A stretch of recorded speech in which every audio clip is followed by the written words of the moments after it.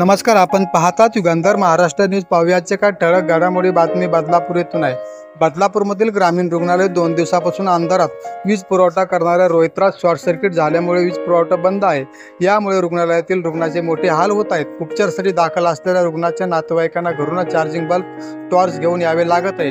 या ग्रामीण रुग्णालय परिसरात डासांचा प्रादुर्भाव असल्याने रुग्णांना मोठे हाल सहन करावे लागत आहे. महावितरणच्या गलथान कारभारामुळे रुग्णाचे हे हाल होत आहेत.